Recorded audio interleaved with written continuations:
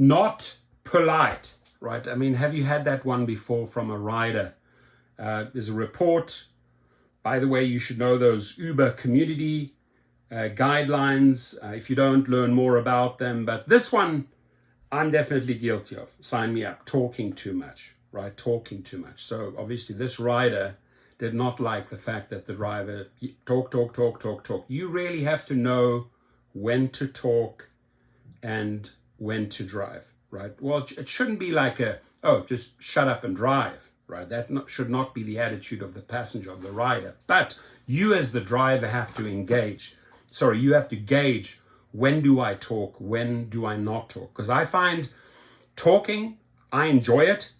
I don't talk when a person gets in on with the phone into the car or is on a laptop, or I can see they're busy or they're doing their business. I can see that in the mirror, in the rear view mirror, and I sort of plug out, right? It's not the right time to talk, but some drivers just don't know this. So this video is really important for newbies. You do not have to force a conversation.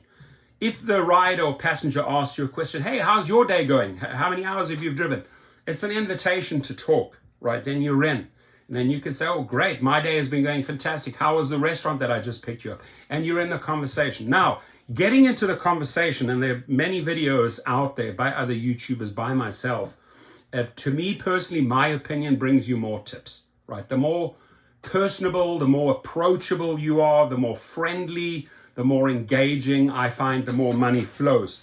More than that, I'm a networker, right? I always set up the next opportunity, especially because I may find the angle of recruiting that individual as a private client into my private company.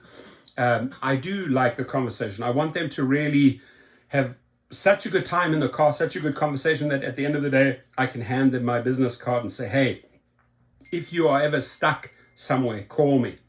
But there is that one specific type of rider who really does not want you to open your mouth. You know, I call them the sort of like the shut up and drive riders, or the shut up and drive passengers.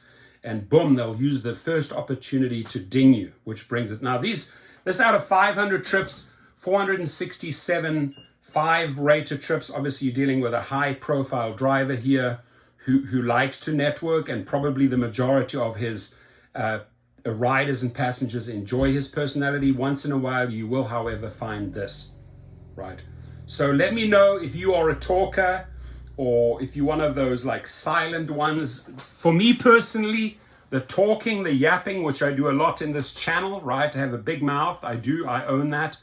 It makes me this. It makes me a lot of money, right?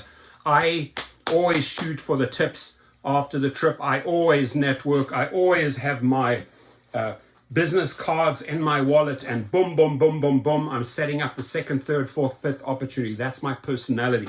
Some people just like the zip it silence. Some riders zip it silence. So who are you? And let me know. Huge shout out to Gig Rocket. If you've ever been deactivated, go check them out. Go to gigrocket.com.